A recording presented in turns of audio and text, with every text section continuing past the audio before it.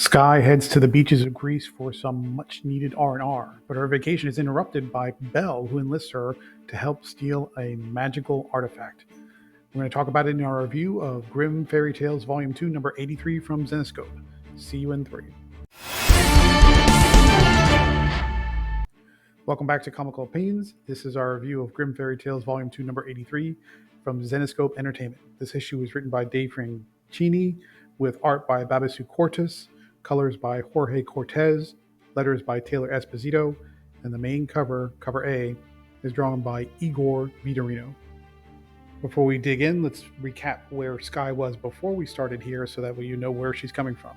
She just wrapped up a 2 or 3-part adventure with Mystery, the Zenescope resident voodoo superhero, and they wind up, at least temporarily, thwarting the Congregation of the Dead, which is this underground cult that wants to consume and take control of all the souls of the earth. That brings us to issue number 83.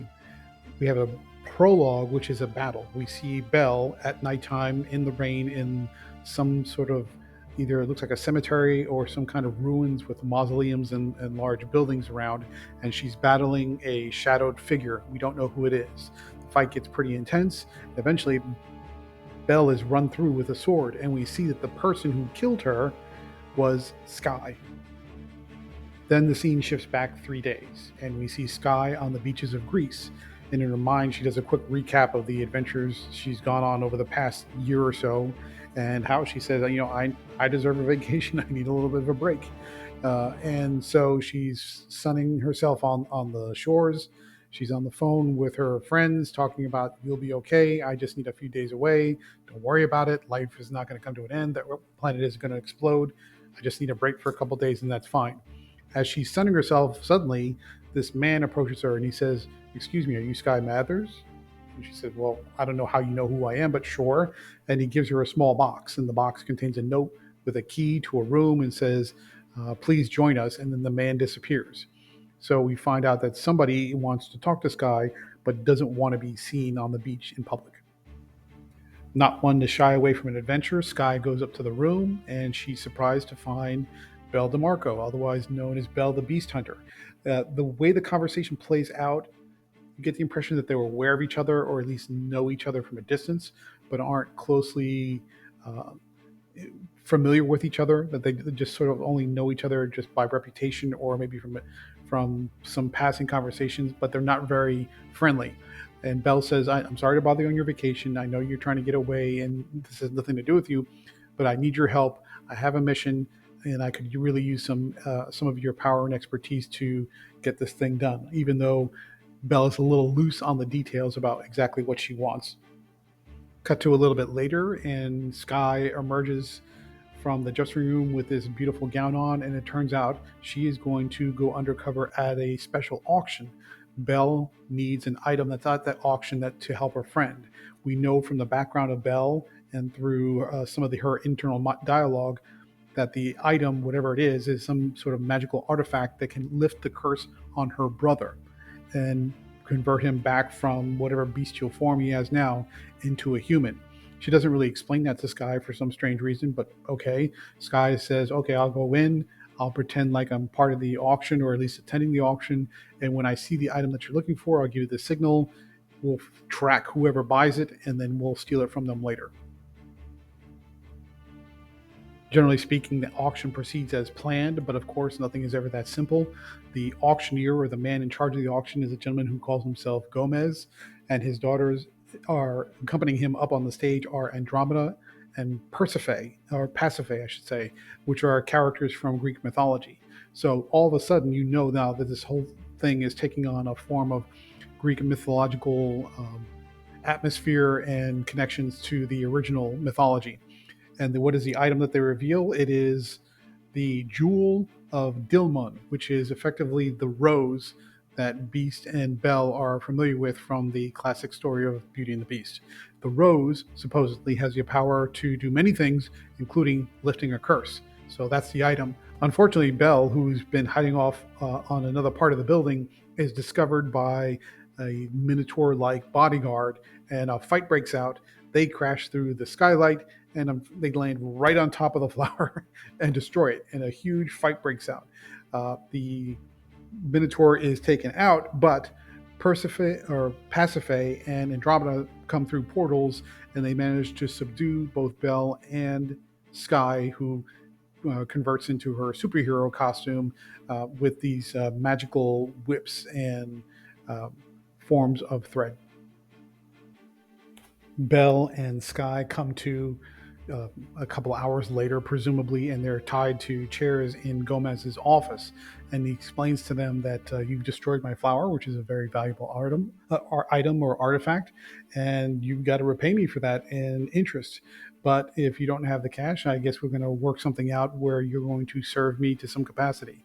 So one of Gomez's bodyguards comes around to where Belle is sitting, and they put a necklace around her neck that saps her of all her will and puts her under Gomez's control.